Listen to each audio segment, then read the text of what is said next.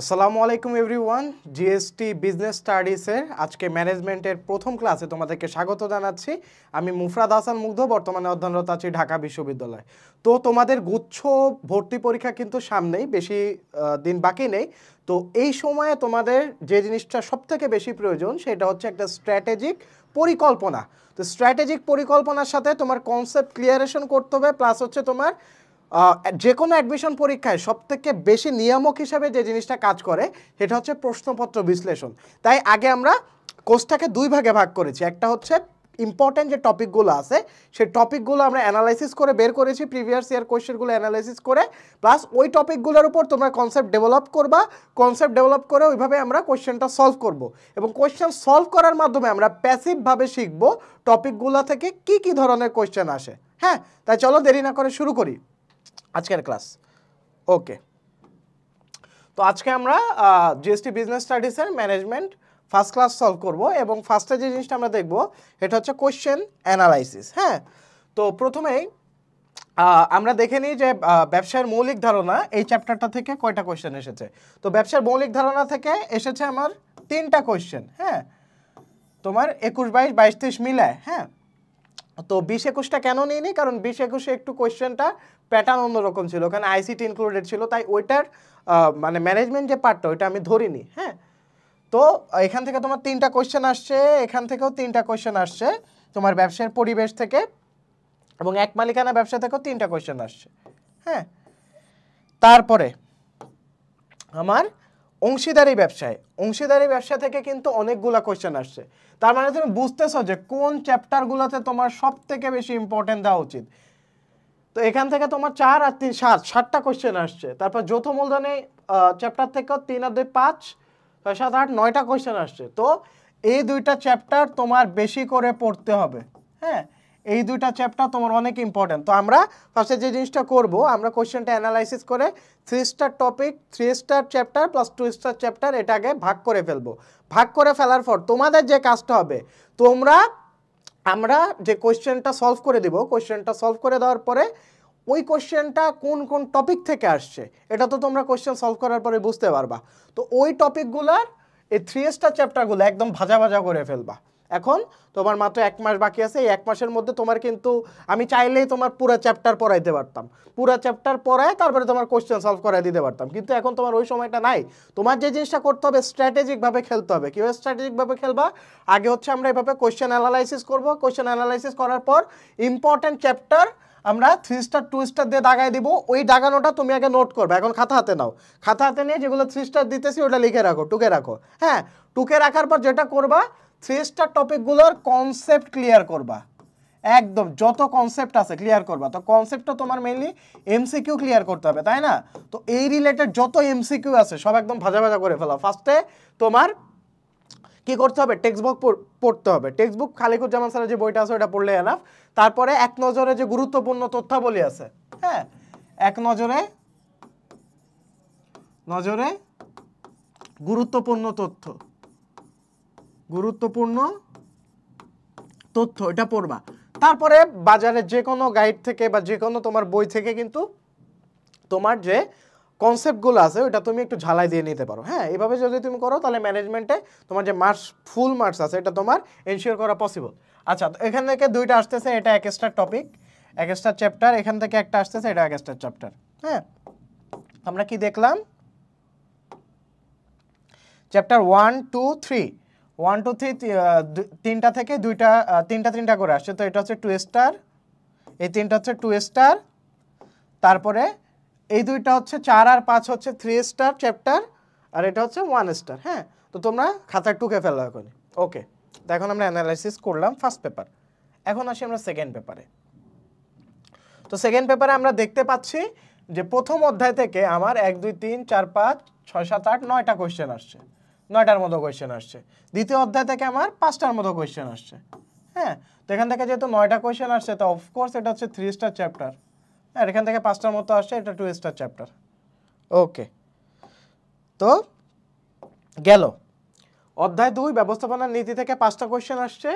তারপরে হচ্ছে অধ্যায় 1 ব্যবস্থাপনার ধারণা থেকে তোমার 9টা কোয়েশ্চেন আসছে। তো গেল অধ্যায় 1 আর 2।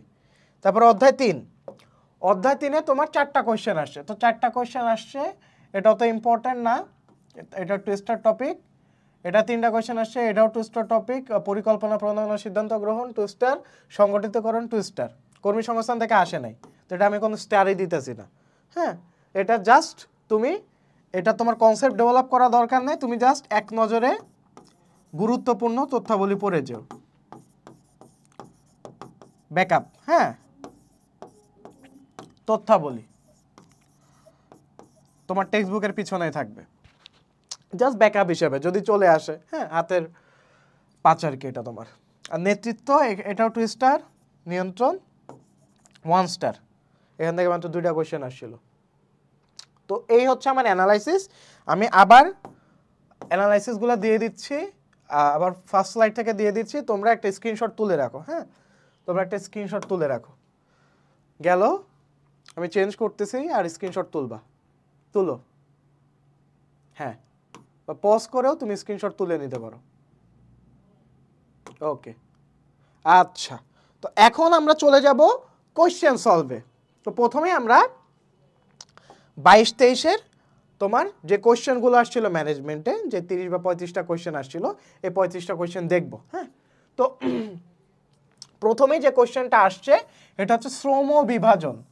শ্রম বিভাজন ধারণাটি প্রথম কে দিয়েছেন? আচ্ছা, তো মূলত শ্রম বিভাজন নামে একটা নীতি আছে। হ্যাঁ, তো শ্রম বিভাজনের নীতি বলতে আমরা মূলত কি বুঝি? শ্রম বিভাজন হচ্ছে যে তোমার সাধ্য অনুযায়ী এবং ক্ষমতা অনুযায়ী তোমার শ্রমটাকে বিভাগ করে দেওয়ার নীতি, অর্থাৎ তোমার যে ক্যালিবার আছে বা ক্ষমতা আছে সেই অনুযায়ী কাজটাকে আমি ভাগ করে দেব। হ্যাঁ, ধরো তুমি খুব ভালো মতো চিন্তা করতে পারো, তাই তোমাকে আমি প্ল্যান সাজাইতে দিলাম তোমার এক্সামের জন্য। আর আরেকজন ধরো অত বেশি চিন্তা করতে পারে না, ও জাস্ট একটা টপিক বুঝাই দিলে ওইটা দিয়ে লিখতে পারে। হ্যাঁ, অর্থাৎ তার পরিচালনাগত দক্ষতা বেশি, তো ওই অনুযায়ী তাকে আমি ফিল্ডের কাজ দিয়ে দিলাম। হ্যাঁ, তো এই জিনিসটা হচ্ছে শ্রম বিভাজনের নীতি। তো শ্রম বিভাজন ধারণাটি প্রথম কে দিয়েছেন? এটা তোমার মুখস্থ জিনিস, অ্যাডাম স্মিথ। তো আমরা জানি অ্যাডাম স্মিথ কিন্তু অর্থনীতিরও জনক। হ্যাঁ, অ্যাডাম স্মিথকে তোমার অর্থনীতির জনকও বলা হয়, অর্থনীতির জনক। এটা তোমার হচ্ছে ব্যবস্থাপনা দ্বিতীয় পত্র, ব্যবস্থাপনা দ্বিতীয় পত্র প্রথম অধ্যায় ব্যবস্থাপনার ধারণা, এই চ্যাপ্টারটা থেকে আসছে। হ্যাঁ, তো এটা মূলত এই ধরনের কনসেপচুয়াল কোয়েশ্চেনগুলা তুমি বাজারে যে ধরনের গাইড পাওয়া যায়, গুচ্ছের যে গাইডগুলো আছে, এটা একদম শুরুতেই পেয়ে যাবে, বা গাইডও লাগবে না, এটা তোমার বইয়েই আছে। হ্যাঁ, বিভিন্ন বই আছে, অক্ষরপত্র প্রকাশনী, তারপর হচ্ছে খালেকুজ্জামান স্যারের বই, শ্রম বিভাজন ধারণাটি কে দিয়েছে? Adam Smith. হ্যাঁ, তো এটা গেল ফার্স্ট কোয়েশ্চেন। আর এফ.ডব্লিউ. টেলরকে কি বলা হয় বলো তো? এফ.ডব্লিউ. টেলরকে বলা হয় বৈজ্ঞানিক ব্যবস্থাপনার জনক। তো আরেকটা জিনিস দেখবা যে গুচ্ছ বিশ্ববিদ্যালয়ে ভর্তি পরীক্ষায় যে কাজটা করা হয়, ধরো ডিরেক্ট বলবে না নেক্সট ইয়ারে যে এই শ্রম বিভাজন ধারণাটি কে দিয়েছেন, তখন হয়তো বা বলবে যে বৈজ্ঞানিক ব্যবস্থাপনার জনককে। তো অনেক সময় যে কাজটা করে ওরা, সেটা হচ্ছে অপশন থেকে ডিফারেন্টভাবে ঘুরায় আরেকটা কোয়েশ্চেন দিয়ে দেয়। তাই তোমার অপশন থেকে তোমার বিভিন্ন ধরনের তথ্য জানতে হবে, যে এফ.ডব্লিউ. টেলরের কাজ কি, এলটন মেয়ের কাজ কি, রবার্ট ওয়েনের কাজ কি ছিল।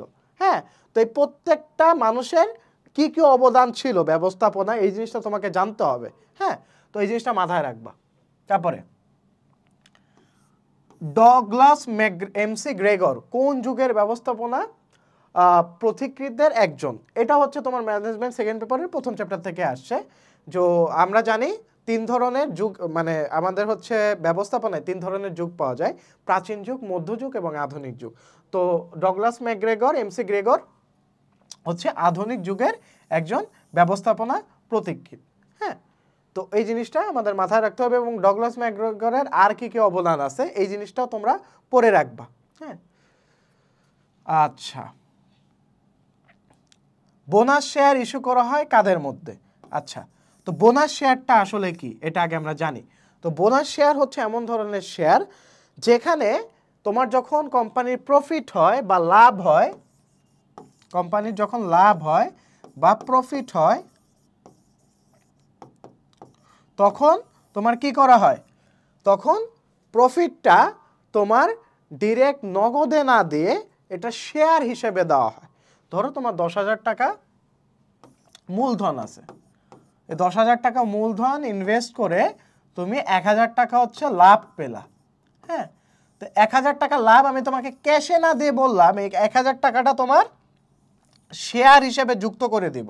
তো তোমার টোটাল শেয়ার কত হয়ে গেল? 11,000 টাকার শেয়ার হয়ে গেল। এই জিনিসটা হচ্ছে বোনাস শেয়ার। তো এই বোনাস শেয়ারটা ইস্যু করা হয় আমাদের বর্তমান যে শেয়ার মালিক আছে তাদের মধ্যে বোনাস শেয়ার ইস্যু করা হয়, বা সাধারণ শেয়ার হোল্ডারদের মধ্যে। হ্যাঁ, শেয়ার হোল্ডার, সাধারণ শেয়ার হোল্ডারদের মধ্যে, সাধারণ শেয়ার হোল্ডার। আচ্ছা, তো এটা কোন চ্যাপ্টার থেকে আসছে? এই দুইটাই দেখো ব্যবস্থাপনার সেকেন্ড পার্ট থেকে আসছে। হ্যাঁ, সেকেন্ড পেপারের ফার্স্ট চ্যাপ্টার থেকে আসছে, ফার্স্ট চ্যাপ্টার। এটা কোথা থেকে আসছে? বোনাস শেয়ার ইস্যু করা হয় কাদের মধ্যে? যৌথ মূলধনী ব্যবসা থেকে, অর্থাৎ ম্যানেজমেন্ট ফার্স্ট পেপারের ফিফথ চ্যাপ্টার থেকে আসছে। তো বোনাস শেয়ার রিলেটেড সব কিছু পড়ে ফেলবা।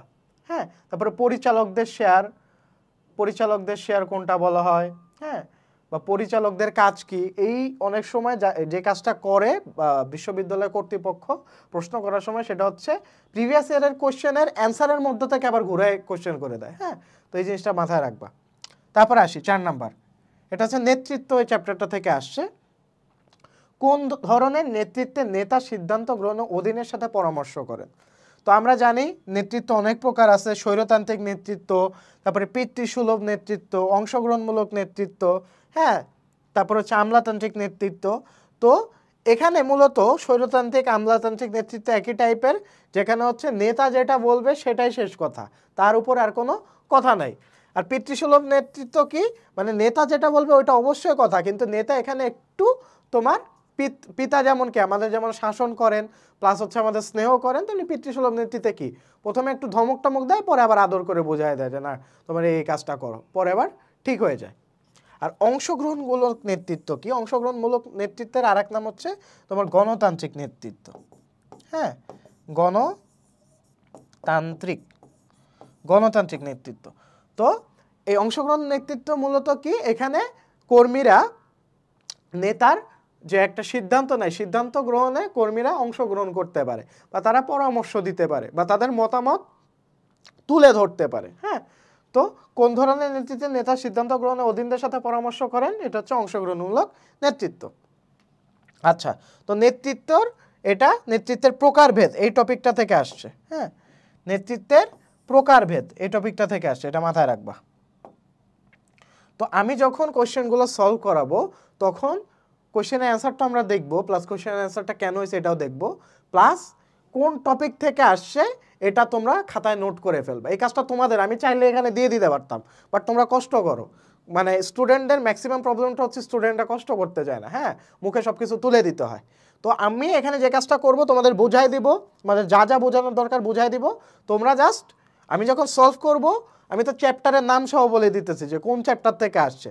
তো চ্যাপ্টারের জাস্ট কোন টপিকটা থেকে আসছে তোমরা তো বুঝতেছো যে এটা নেতৃত্বের প্রকারভেদ থেকে আসতেছে। হ্যাঁ, এটা শেয়ারের প্রকারভেদ থেকে আসতেছে, বোনাস শেয়ার। হ্যাঁ, তো এইভাবে তুমি টপিকগুলোর নামও লিখে ফেলাবা।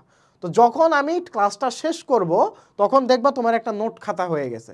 তো ওই নোট খাতা দেখে তুমি এক্সামের আগের দিন বা এক্সামের 7 দিন আগে তুমি জাস্ট একটা কুইক রিভাইজ দিতে পারবা, তাহলে দেখবা তোমার চান্স ইনশাল্লাহ একটা নিশ্চিত। হ্যাঁ, একটা সিট তোমার কনফার্ম। ওকে, তো 4 নাম্বার গেল। ওকে, এখন 5 নাম্বারটা কি, যে ব্যবস্থাপনা জোড়াময় শিকল নীতি বলতে কি বোঝায়? তো আমরা জানি জোড়াময় শিকলের নীতিটা কি, এটা হচ্ছে তোমার যে কর্তৃত্ব স্তর আছে সেটা ঊর্ধ্ব থেকে নিম্ন স্তর পর্যন্ত আস্তে আস্তে নেমে আসা কর্তৃত্বের স্তরটা। হ্যাঁ, অর্থাৎ কে কার কাছে জবাবদিহি করবে এবং কে কার অধীন, কে কার ঊর্ধ্বতন, কে কার অধস্তন, এই জিনিসটা কি তোমার জোড়াময় শিকলের নীতি। তো এটা হচ্ছে নীতি, ব্যবস্থাপনার নীতি। এটা হচ্ছে সেকেন্ড পেপারের সেকেন্ড চ্যাপ্টারটা থেকে আসছে। হ্যাঁ, জোড়াময় শিকলের নীতি বলতে কি বোঝায়? এই যে কর্মীবৃন্দ এবং ঊর্ধ্বতনের মধ্যে যোগাযোগ ব্যবস্থা, যেহেতু জোড়াময়। হ্যাঁ, মই যেমন কি তোমার নিচে আর উপরের সাথে যোগাযোগ করে দেয়, তেমনি জোড়াময় শিকলের নীতিটা কর্মীবৃন্দ এবং ঊর্ধ্বতনের মধ্যে যোগাযোগ করে দেয়। আর বাকি অপশনগুলো দেখো এমনি বুঝতে পারতেছে যে এটা হবে না, এটা পরে টাইম নষ্ট করারও দরকার নেই। সম্পাদ সময় সুসংখ্যক বন্টন না, উদারতা ন্যায় বিচারের মধ্যে সমন্বয় না, শ্রম ঘূর্ণায়নতা হ্রাস এবং দক্ষতা বৃদ্ধি, এগুলো না। হ্যাঁ, তো এটা ফার্স্ট এডটাই হবে। আর 6 নম্বরে কি বলা আছে যে কোন ব্যবসার মাধ্যমে দেশের অভ্যন্তরে বিদেশি পুঁজি ও প্রযুক্তির সহজ আগমন ঘটে। তো আমরা জানি অংশীদারি ব্যবসায় কি একের অধিক ব্যক্তিবর্গ যখন একসাথে মিলে কোনো ব্যবসায় দেয়। তো অংশীদারি ব্যবসা মূলত দেশে যারা তোমার নাগরিক আছে, দেশের নাগরিকরা একসাথে মিলে তোমার ব্যবসায় দেয়। তো এখানে তো বিদেশি পুঁজি ও প্রযুক্তির আগমন ঘটার সুযোগ খুব কম। যৌথ মূলধনী ব্যবসায় কি কোম্পানিও কি দেশের মধ্যেই তোমার মানে টাকার ফ্লোটা থাকে, হ্যাঁ। আর সমবায় সমিতি দেশের একটা কি তোমার প্রতিষ্ঠান, সমবায় সমিতি। তো যৌথ উদ্যোগ ব্যবসায় এই জিনিসটা হচ্ছে তোমার বিদেশি পুঁজি ও বিদেশি প্রযুক্তির সহজ আগমন ঘটায়। যৌথ উদ্যোগ ব্যবসায় কি, ধরো বাংলাদেশে যে ম্যাকডোনাল্ডস যদি আসে, মানে ফর সাপোজ বাংলাদেশে ম্যাকডোনাল্ডস যদি আসে, তাহলে কি অবশ্যই ম্যাকডোনাল্ডস বাইরের থেকে বিদেশি লোক এনে বাংলাদেশে তোমার ব্যবসায় দিবে না। তো এখানে কি করবে, বিদেশি একটা লোকাল ভেন্ডর রাখবে, যে ভেন্ডররা ম্যাকডোনাল্ডসের হয়ে কাজ করবে। তো এটা কি মানে একটা কোলাবোরেশন, হ্যাঁ। তো কোলাবোরেশন অর্থাৎ দুইজন মিলে একটা কাজ করা, যেমন বাংলাদেশে যত বড় বড় প্রজেক্ট হয়েছে এটাকে বলা হচ্ছে PPP, পাবলিক প্রাইভেট পার্টনারশিপ, হ্যাঁ। তো তো পাবলিক প্রাইভেট পার্টনারশিপটা মূলত দেশি ও বিদেশি দুইটা কোম্পানি একত্র হয়ে মার্জ করে একটা প্রজেক্ট লঞ্চ করে, হ্যাঁ। তো এটা হচ্ছে তোমার যৌথ উদ্যোগী ব্যবসা যেটাকে আমরা বলি। তো যৌথ উদ্যোগী ব্যবসার মাধ্যমে বিদেশি পুঁজি ও প্রযুক্তির সহজ আগমন ঘটে। ওকে, আচ্ছা। তো যৌথ পরিকল্পনা 7 নম্বর কোশ্চেনটা কি আছে চলো দেখি। যৌথ পরিকল্পনার আলোকে প্রতিষ্ঠানের সকল কার্য সম্পাদিত হবে। এটা ব্যবস্থাপনার কোন নীতির মূল বক্তব্য? দেখো ব্যবস্থাপনার নীতি থেকে কিন্তু বারবার কোশ্চেন আসতেছে। এটা হচ্ছে সেকেন্ড পেপারের সেকেন্ড চ্যাপ্টার। তো যৌথ পরিকল্পনার আলোকে প্রতিষ্ঠানের সকল কার্য সম্পাদিত হবে। যৌথ পরিকল্পনার আলোকে প্রতিষ্ঠানের সকল কার্য সম্পাদিত হবে। তো এটা ব্যবস্থাপনা কোন নীতির মূল বক্তব্য? তো আদেশের ঐক্যের নীতিটা আমরা কি, মানে এই তিনটা নীতি কেন হবে না সেটা আগে বলতেছি। আদেশের ঐক্যের নীতি কি? আদেশের ঐক্যের নীতি হচ্ছে যে একই ব্যক্তি, একটা কর্মচারী একই সাথে দুইজনের কাছ থেকে আদেশ সে নিবে না। ধরো আমি তোমাকে একটা কাজ করতে বললাম, আরেকজন তোমাকে আরেকটা কাজ করতে বললো, তাহলে কিন্তু তোমার কাজের মধ্যে বিশৃঙ্খলা দেখা দেবে। তাই একজন কর্মচারীর একই সময়ে আদেশ করতে হবে মাত্র একজন ব্যক্তি। এটা হচ্ছে আদেশের ঐক্যের নীতি। তো এটার সাথে এটার কোনো কোশ্চেনের কোনো মিল নেই, তাই এটা হবে না। আর জোড়ামৈশিকলের নীতিটা একটু আগে আমরা পড়ছি যে কর্তৃত্ব স্তরটা উপরের স্তর থেকে নিচের স্তরে ক্রমান্বয়ে নেমে আসাটা কি তোমার জোড়ামৈশিকলের নীতি, তাই এটাও হবে না। কর্তৃত্ব দায়িত্ব, কর্তৃত্ব কি? কর্তৃত্ব হচ্ছে আদেশ দানের ক্ষমতাকে কর্তৃত্ব বোঝায়। কর্তৃত্ব কি ভাইয়া? আদেশ দানের ক্ষমতা। আর দায়িত্ব কি? দায়িত্ব হচ্ছে তোমার জবাবদিহি করার বাধ্যবাধকতা।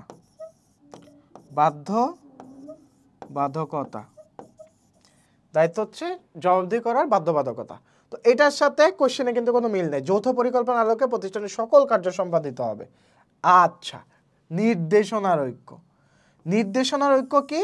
অর্থাৎ আমার একটা পরিকল্পনা থাকবে, সেই পরিকল্পনা অনুযায়ী আমার প্রতিষ্ঠানের সকল কার্য ঠিকঠাক মতো সম্পাদিত হচ্ছে কিনা এটা আমার অবজার্ভ করা, হ্যাঁ, বা পর্যবেক্ষণ করা, এই জিনিসটা হচ্ছে নির্দেশনার ঐক্য।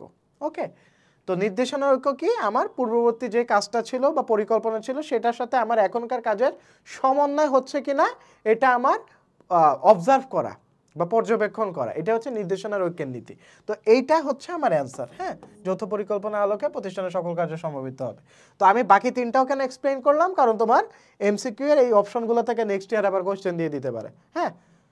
আচ্ছা, এটা তো আর সেম কোশ্চেন আবার রিপিট করবে না, জাস্ট ঘুরাই ফিরাই দিবে। তাই তোমার প্রত্যেকটা এমসিকিউ এর অ্যান্সার জানা বাধ্যতামূলক। আচ্ছা, কেরোসিন কোন ধরনের শিল্পজাত পণ্য? আচ্ছা, এটা হচ্ছে শিল্প থেকে আসছে, হ্যাঁ, শিল্পের প্রকারভেদ থেকে আসছে, শিল্পের প্রকারভেদ। এটা তোমার ফার্স্ট পেপারের একদম ফার্স্ট চ্যাপ্টার ব্যবসায়ের মৌলিক ধারণা, চ্যাপ্টারটার নাম সম্ভবত, হ্যাঁ, ব্যবসায়ের মৌলিক ধারণা। মৌলিক ধারণা তোমরা কিন্তু খাতায় নোট করে ফেলবা। আচ্ছা, তো কেরোসিন কোন শিল্পজাত পণ্য? এখন আমরা 4টা অপশনেরই কনসেপ্ট জানবো। সংযোজন শিল্প কি? সংযোজন শিল্প হচ্ছে তোমার 2 বা ততোধিক পদার্থ এক করে যখন একটা শিল্প করা হয় তখন সেটাকে আমরা সংযোজন শিল্প বলি। হ্যাঁ, সংযোজন শিল্প অর্থাৎ 2টা পদার্থ হতে যখন একটা পদার্থ আমরা ক্রিয়েট করা হয় তখন সেটাকে আমরা সংযোজন শিল্প বলি।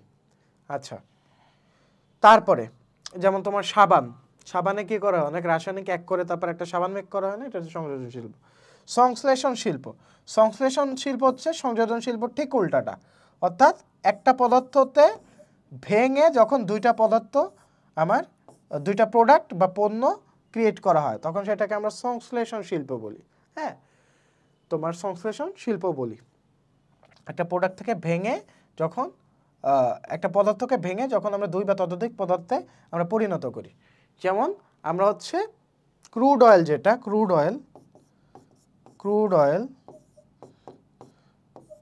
অয়েলকে আমরা কিন্তু পরিশোধন করে ডিজেল হ্যাঁ এরকম বিভিন্ন ধরনের পণ্যে রূপান্তর করতে পারি।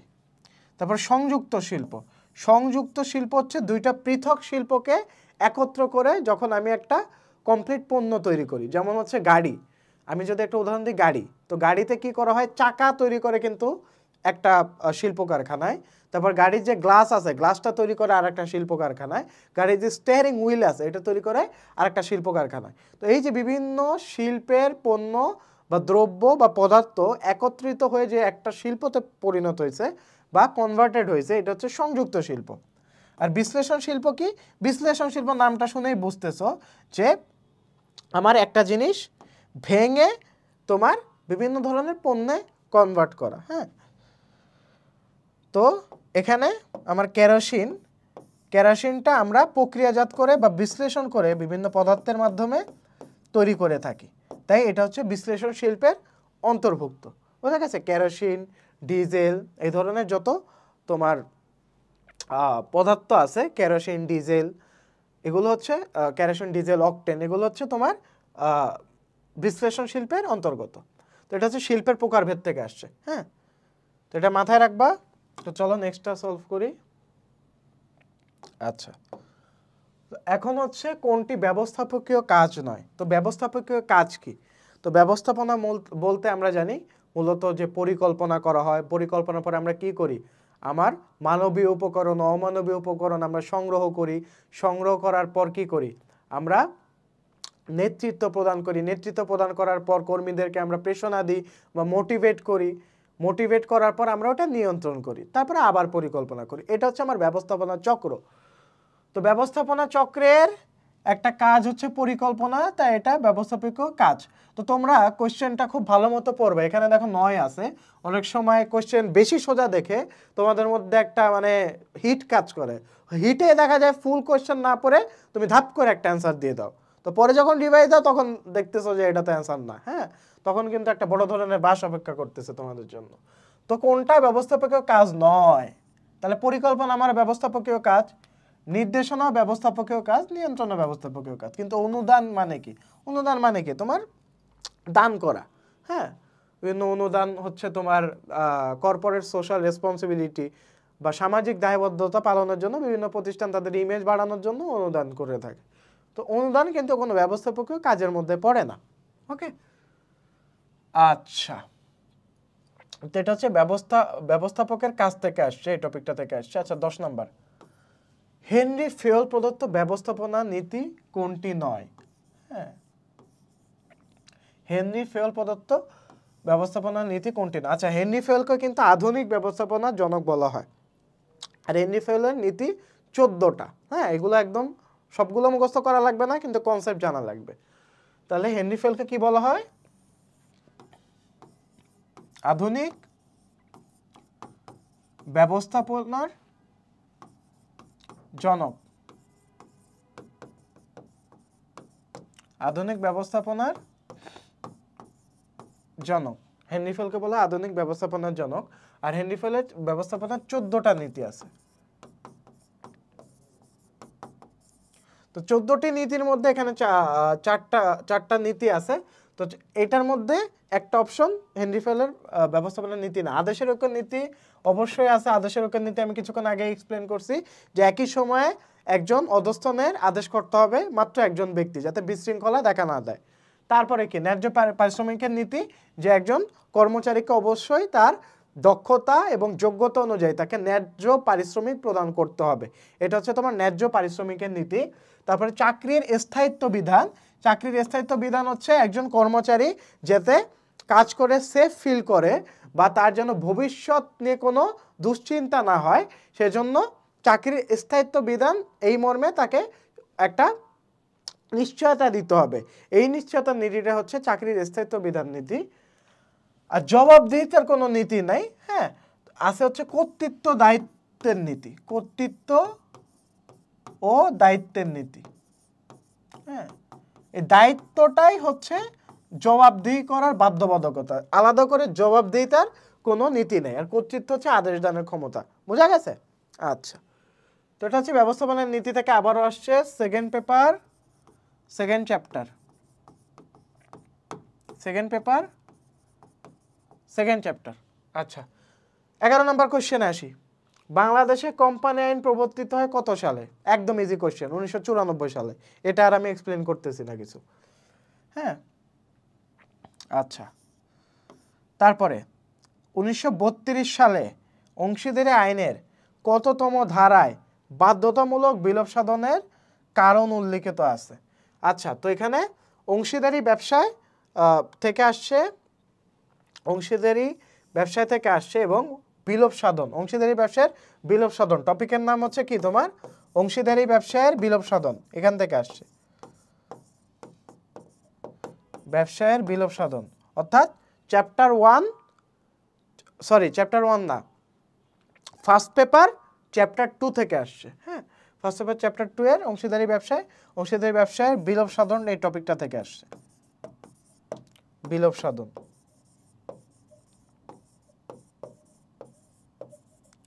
আচ্ছা, তোমার পড়াশোনাটা এখানে কিন্তু তুমি যেমন সৃজনশীলের জন্য পড়তা, রিডিং বাই রিডিং পড়তা, এমন হবে না। তোমার যেহেতু জিএসটিতে জাস্ট এমসিকিউটা আসে, তাই তোমার পড়াশোনা হবে কিন্তু একদম এমসিকিউ বেসড, একদম এমসিকিউ বেসড পড়াশোনা হবে। অর্থাৎ এমন কিছু তুমি পড়বা না যেটা তোমার এক্সামে আসবে না। যেমন এখানে ধারা আছে, ধারা আসবে, কিন্তু কোনটা কি ধারা কাকে বলে, হ্যাঁ অবশ্যই তোমার কনসেপ্ট জানতে হবে যে আদেশের ঐক্যের নীতি বলতে কি বুঝি। এটা মাঝে মাঝে কোশ্চেন চলে আসতে পারে, কিন্তু আদেশের ঐক্যের যে একদম ইন ডিটেলস পড়তে হবে এমন কোনো কথা নাই। জাস্ট কনসেপ্ট জানতে হবে, ধরতে হবে এটা কোন নীতির মধ্যে পড়ছে। হ্যাঁ, একটু পেঁচায় কোশ্চেন দিলে এই টাইপের কোশ্চেন তুমি পারবা। আর এগুলো হচ্ছে একদম মুখস্থ কোশ্চেন। মুখস্থ কোশ্চেনগুলো তুমি দেখলেই বুঝবা যে কোনটা কোন ধারায় আসতেছে, এই ব্যবস্থাপনার জনককে, ইনি কোন তত্ত্বের জনক ছিলেন, এক্স তত্ত্ব ওই তত্ত্ব কে প্রবর্তন করে, এই জিনিসগুলো কিন্তু তোমার একদম মুখস্থের জিনিস। হ্যাঁ, তো মুখস্থের জিনিসগুলো ভালো মতো পড়বা। আচ্ছা, তো অংশীদারি ব্যবসার মূল বিলোপ সাধনা আমার মূলত 5 ভাবে বিলোপ সাধন হয়, 40 থেকে 44 ধারা। তো 40 হচ্ছে সকলের সম্মতিক্রমে, সম্মতিক্রমে। হ্যাঁ, 41 নাম্বার হচ্ছে বাধ্যতামূলকভাবে বিলোপ সাধন, বাধ্যতামূলকভাবে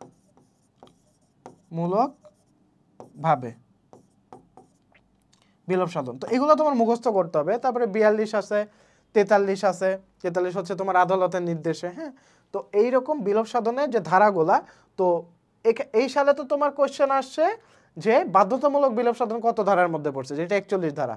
তো নেক্সট ইয়ারে কোশ্চেন চলে আসতে পারে 40, 42, 43 ধারার মধ্যে। তো প্রত্যেকটা জিনিসের কনসেপ্ট ক্লিয়ার রাখবা। হ্যাঁ, বোঝা গেছে? ওকে, তো নেক্সট স্লাইডে যাই।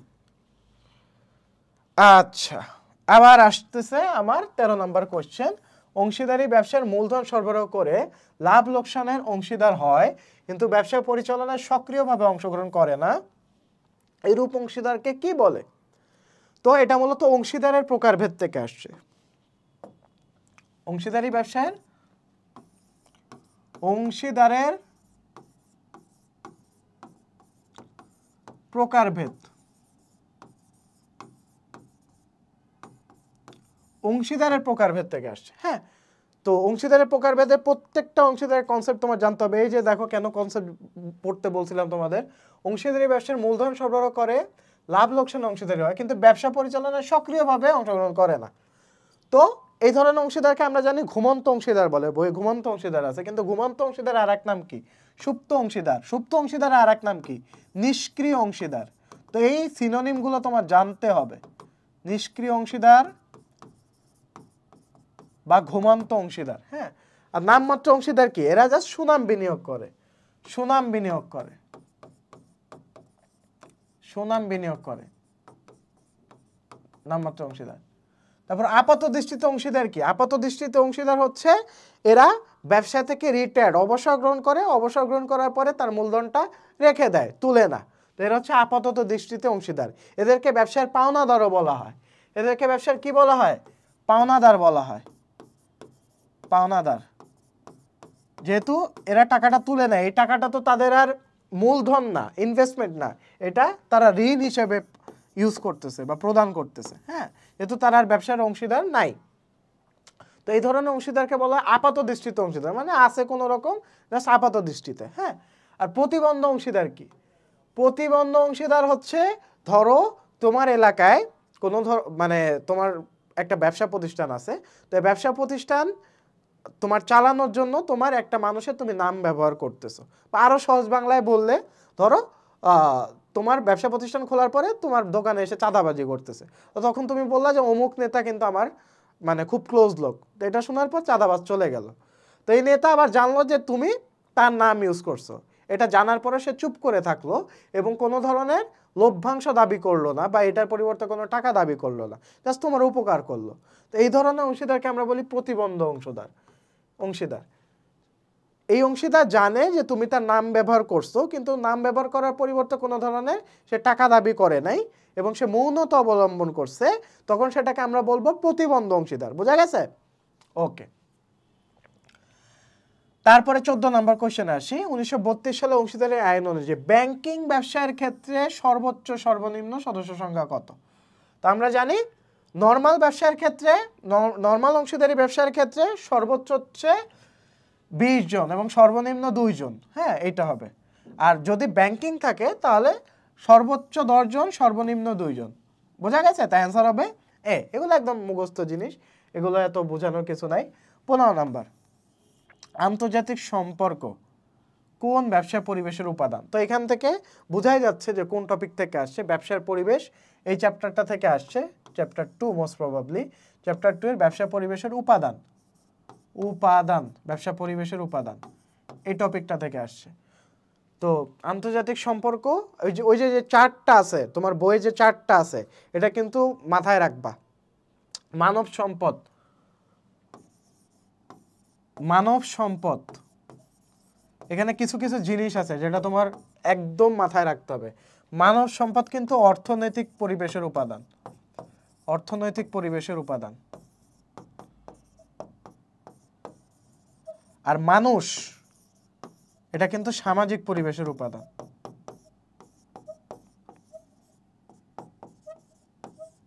পরিবেশের উপাদান, উপাদান। হ্যাঁ, তো এরকম কিছু কিছু জিনিস আছে, উপাদানগুলো একটু খেয়াল রাখবা। হ্যাঁ, আইনগত পরিবেশ, আইন থাকলেই যে তোমার আইনগত পরিবেশ হবে এমন কিছু না, কিছু কিছু ব্যতিক্রম আছে। ওই ব্যতিক্রমটা তোমার আইডেন্টিফাই করে বের করতে হবে। ওই ছকটা একদম মুখস্থ করে ফেলাবা যে কোনটা কোন কোন পরিবেশে উপাদান আছে। প্রাকৃতিক পরিবেশ দেখলেই চিনবা, প্রাকৃতিক পরিবেশ মনে রাখার দরকার নেই। প্রাকৃতিক পরিবেশ, ধর্মীয় পরিবেশ মনে রাখার দরকার নেই। তোমার প্যাচ লাগবে হচ্ছে সামাজিক পরিবেশের মধ্যে, তারপর হচ্ছে অর্থনৈতিক পরিবেশের মধ্যে, আইনগত পরিবেশের মধ্যে, এগুলোর মধ্যে তোমার প্যাচ লাগবে। হ্যাঁ, এই তিনটা মাথায় রাখবা। কোন তিনটা মাথায় রাখবা? আইনগত, অর্থনৈতিক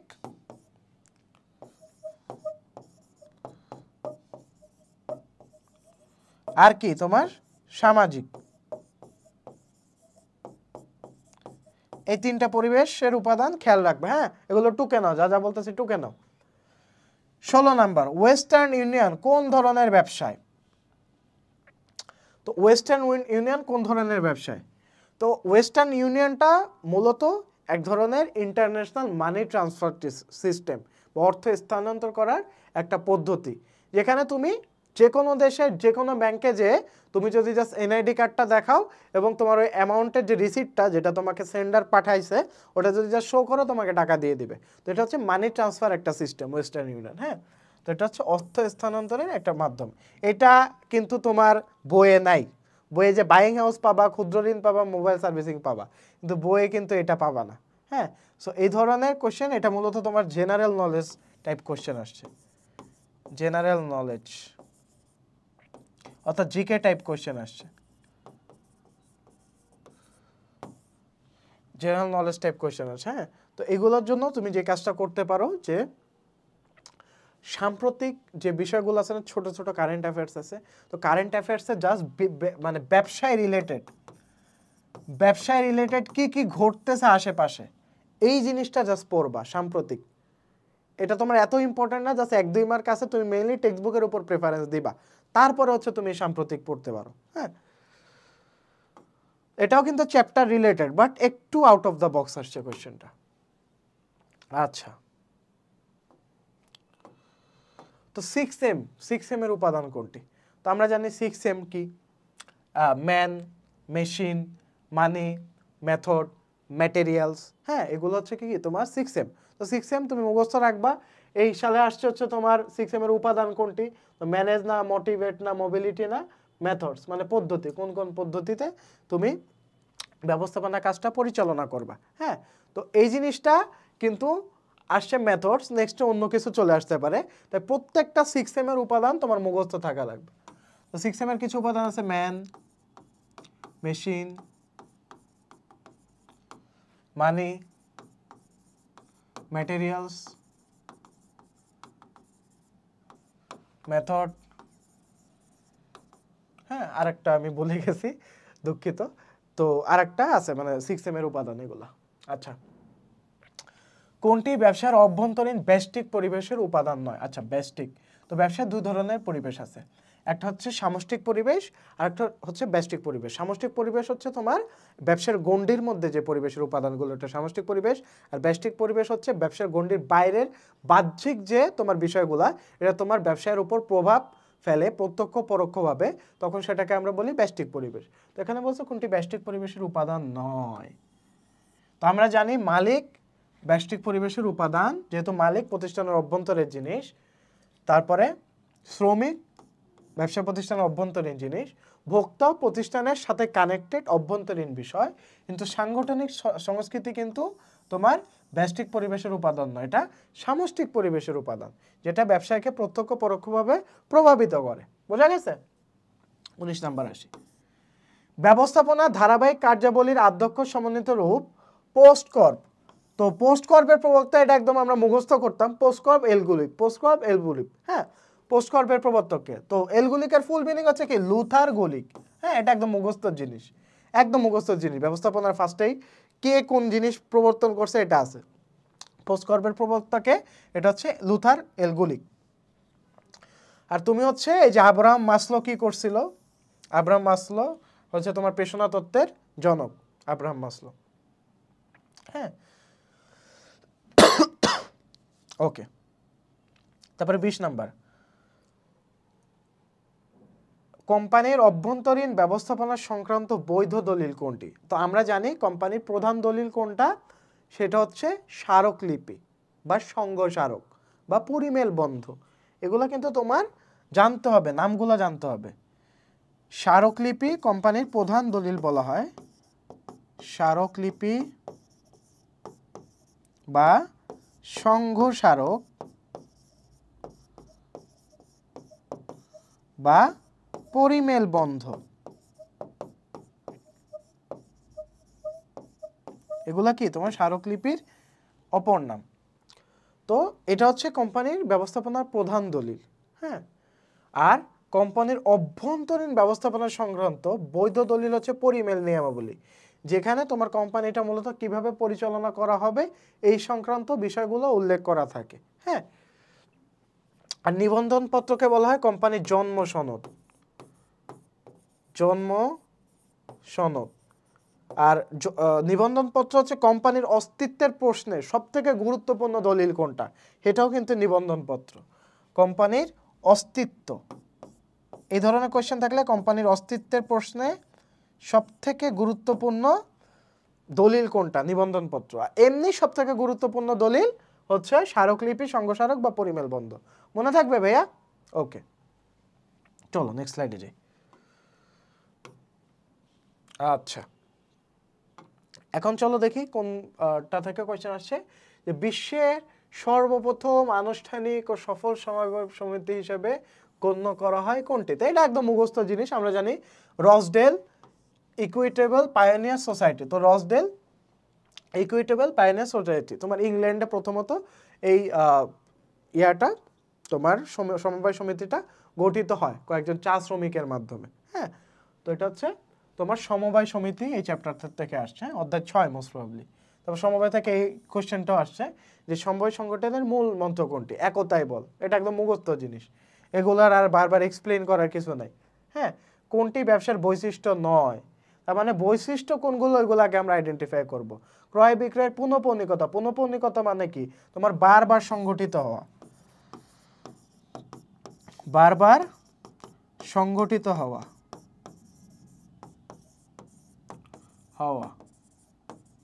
এটা হচ্ছে তোমার ক্রয় বিক্রয়ের পুনঃপৌনিকতা। তো এটা ব্যবসার অবশ্যই একটা বৈশিষ্ট্য। ঝুঁকি ও অনিশ্চয়তা ব্যবসার বৈশিষ্ট্য। নমনীয়তা মানে তোমার সময়ের সাথে সাথে তোমার ব্যবসার প্ল্যানে চেঞ্জ আনা। যেমন আগে 1990 সালে কিন্তু ব্যবসার প্রযুক্তির ব্যবহার তেমন ছিল না, কিন্তু দিন দিন যত দিন যাচ্ছে তত কিন্তু ব্যবসার প্রযুক্তির ব্যবহার বাড়তেছে। তো এটা কিন্তু তোমার এক ধরনের নমনীয়তা, যে তোমার সময়ের সাথে সাথে আমার ব্যবসার প্ল্যান, প্রোগ্রাম এবং তোমার স্ট্র্যাটেজিতে আমার চেঞ্জ আনা। তারপরে হচ্ছে বৈধতার অনাবশ্যকীয়তা। তো এটা কিন্তু ব্যবসার কোনো বৈশিষ্ট্য না যে বৈধতার অনাবশ্যকীয়তা। অবশ্যই ব্যবসা বৈধ হতে হবে। ব্যবসার বৈধতা, এখানে যদি শুধু বৈধতা থাকতো তাহলে এটা হবে ব্যবসার বৈশিষ্ট্য, কিন্তু বৈধতার অনাবশ্যকীয়তা এটা ব্যবসার কোনো বৈশিষ্ট্য না। ওকে, তো গেল। এখন আমরা 24 নম্বর কোয়েশ্চেনটা দেখি। তো কোনটি খাদ্য সংরক্ষক নয়? তো এটা মূলত তোমার 11 নাম্বার চ্যাপ্টার থেকে এসেছে। কোনটি খাদ্য সংরক্ষক নয়? তো খাদ্য সংরক্ষক মানে কি? প্রিজারভেটিভ। তো প্রিজারভেটিভ, ফরমালিনের নাম শুনছি, ইস্ট হচ্ছে তোমার পাউরুটি এগুলো সংগ্রহ, মানে পাউরুটি তোমার ঠিকঠাক মতো রাখার জন্য বা এটার গুণাগুণ বজায় রাখার জন্য ইস্ট হচ্ছে এক ধরনের ছত্রাক, এটা প্রয়োগ করা হয়। ভিনেগারও একটা তোমার খাদ্য সংগ্রহক, কিন্তু কার্টার নামে কোনো খাদ্য সংরক্ষক নাই।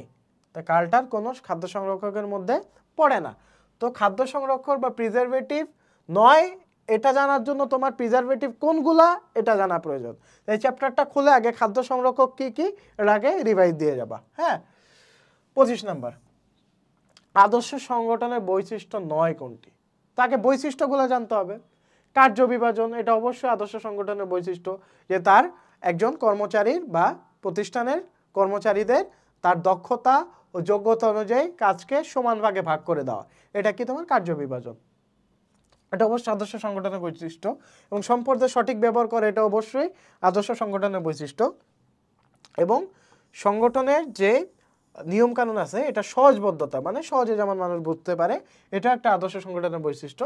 কিন্তু কাঠামোগত অনমনীয়তা কি কোনো আদর্শ সংগঠনের বৈশিষ্ট্য হতে পারে? ওয়ার্ডটাই তো নেগেটিভ, অনমনীয়তা। এটা নমনীয়তা হলে সেটা বৈশিষ্ট্য হতে পারতো, কিন্তু যেহেতু অনমনীয়তা আছে এটা আদর্শ সংগঠনের কোনো বৈশিষ্ট্য না। অ্যান্সার হবে সি। 26 নাম্বার, কোনটি নিয়ন্ত্রণ কৌশল সংশ্লিষ্ট বিষয় নয়? তো আগে কোনটা বিষয় এটা জানতে হবে। তো পার্ট এটা একটা নিয়ন্ত্রণ কৌশল, এটা কিন্তু প্রায় কোশ্চেন আসে। পার্ট মূলত কি? এটা একটা নিয়ন্ত্রণ কৌশল বা পার্ট বিষয়টি কোন জিনিসের সাথে সংশ্লিষ্ট। তো তোমার জাস্ট কোশ্চেন সলভ করাচ্ছি আমি এজন্যই যে এই রিলেটেড, এই যে তোমার 4টা অপশন আছে, অপশন রিলেটেড কোশ্চেন দেখবা ঘুরে ফিরে আবার দিয়ে দিছে। হ্যাঁ, এটা বারবার বলতেছি, তুমি মিলাই নিও মিলে কিনা। পার্ট এটা কিন্তু একটা নিয়ন্ত্রণ কৌশল। শর্ট অ্যানালাইসিস এটা একটা নিয়ন্ত্রণ কৌশল। এটা প্যান চার্ট না, গান চার্ট হবে, গান চার্ট। হ্যাঁ, গান চার্ট। তো গান চার্টে মূলত তোমার সময়টা, টাইম লাইনটা বিভিন্ন ভাগে ভাগ করে ফেলে, কোন সময়ের মধ্যে কোন কোন কাজ করা হবে। তো এটা একটা নিয়ন্ত্রণ কৌশল। অনুপাত বিশ্লেষণ এটা নিয়ন্ত্রণ কৌশল সংশ্লিষ্ট কোনো বিষয় না, এটা হচ্ছে আমাদের হিসাব বিজ্ঞানের একটা তোমার হাতিয়ার। কোনটি একজন নেতার মুখ্য কাজের অংশ নয়? তো নেতার মুখ্য কাজের অংশ কি?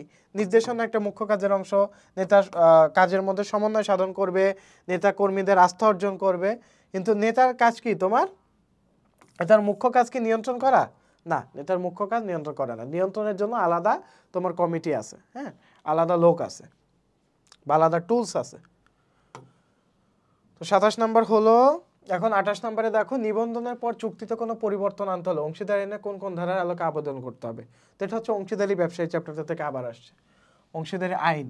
হ্যাঁ, তো অংশীদারি আইনের তোমার অংশীদারি আইনের কোন ধারার আলোকে তোমার আবেদন করতে হবে? 60 ও 61 ধারা। এটা মুখস্থ জিনিস, এটা একদম কনসেপচুয়াল, এটা তোমার বোঝার কিছু নেই। হ্যাঁ, এগুলো মুখস্থ করবা এই টপিকটা থেকে। 60 ও 61 ধারার আলোকে তোমার আবেদন করতে হবে যদি তুমি চুক্তিতে কোনো পরিবর্তন আনতে চাও। 29 নাম্বার, কোন সাংগঠনিক কাঠামোকে একজন কর্মীকে একসাথে কার্যভিত্তিক ও প্রকল্পভিত্তিক নির্বাহী নিকট জবাবদিহি করতে হয়? তো এটা আমরা জানি ম্যাট্রিক সংগঠন। তো সরলরৈখিক সংগঠনে কি হয়? যে মূলত কর্তৃত্ব স্তরটা উপর থেকে নিচে নেমে আসে। আর সরলরৈখিক ও পদস্থ কর্মী সংগঠনে কি হয়?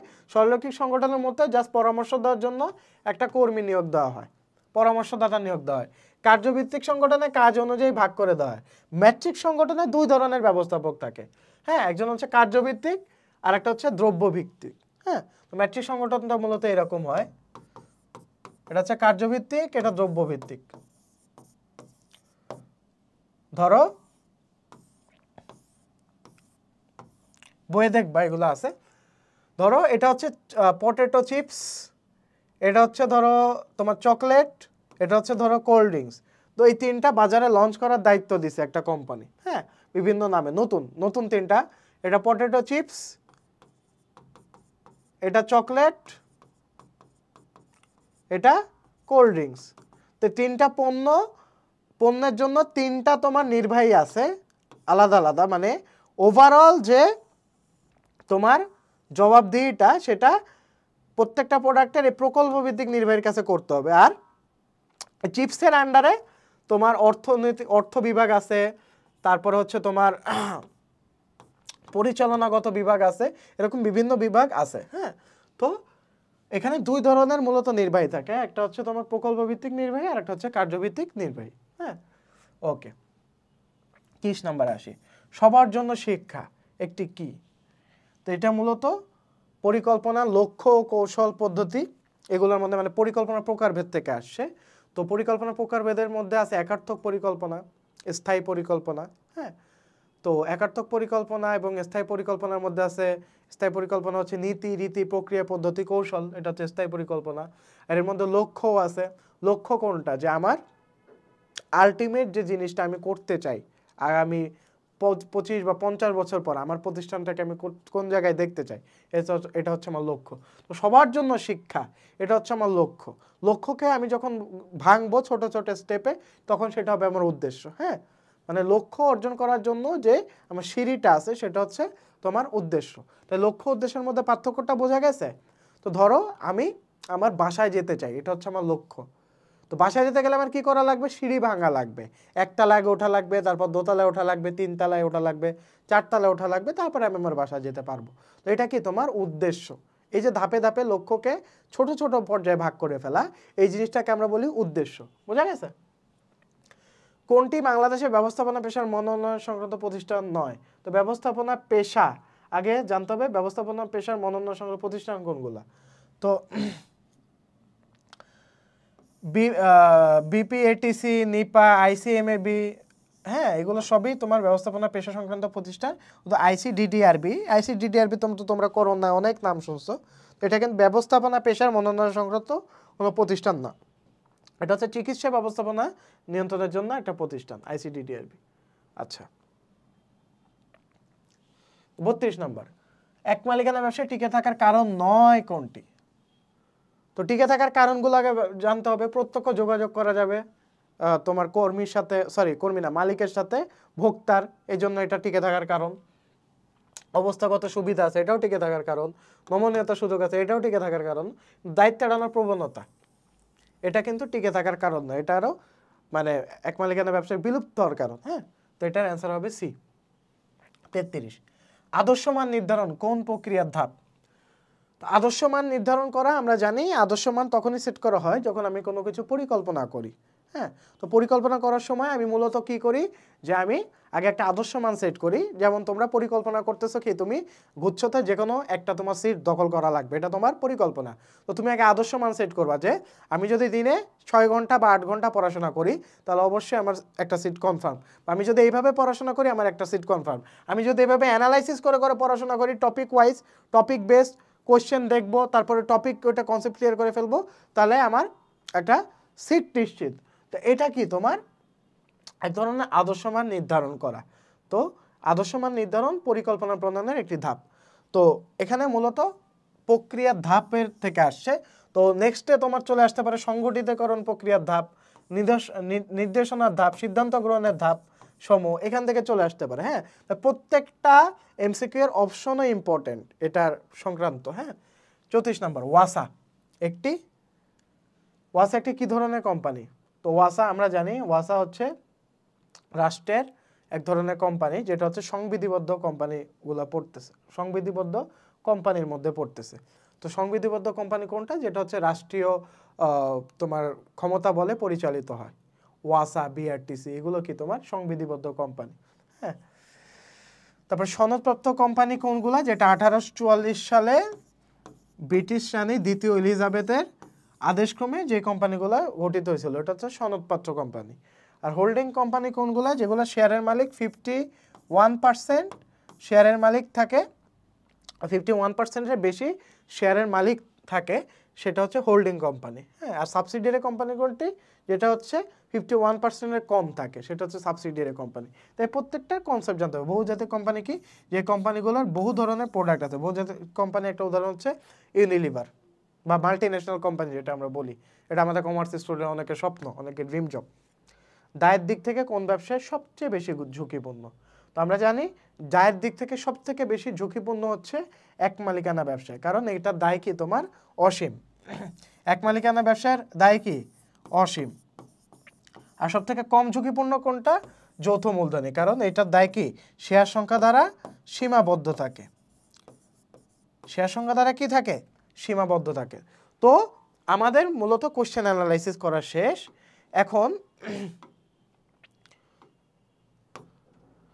এখন তোমরা বুঝতে পারতেছো যে কোন কোন চ্যাপ্টার থেকে কোন কোন টপিক থেকে তোমার মূলত কোয়েশ্চেন আসছে। আমি তোমার এমসিকিউ এর যে অপশনগুলো থাকে সেই অপশনগুলো সহ আমি কনসেপ্ট বুঝাই দিছি। তো তোমরা নিশ্চয়ই নোট করেছো যে কোন কোন টপিক থেকে এসেছে এবং ফার্স্টে অ্যানালাইসিস থেকে তোমরা 3 স্টার চ্যাপ্টারগুলো নোট করে ফেলছো। তো তোমাদের এখন একমাত্র কাজ হবে যে এমসিকিউ রিলেটেড যত ধরনের কনসেপ্ট আছে, যত ধরনের তথ্য আছে বা ইনফরমেশন আছে, সেগুলো এক ঝাড়া মুখস্থ দেওয়া। যারা মুখস্থ দাও কোয়েশ্চেন তো সলভ করাই দিচ্ছি ভাইয়ারা ক্লাসে, এবং ক্লাস দেখতে থাকো, তাহলে ইনশাল্লাহ তোমরা ভালো কিছু করবে। দেখা হচ্ছে পরবর্তী ক্লাসে। আসসালামু আলাইকুম।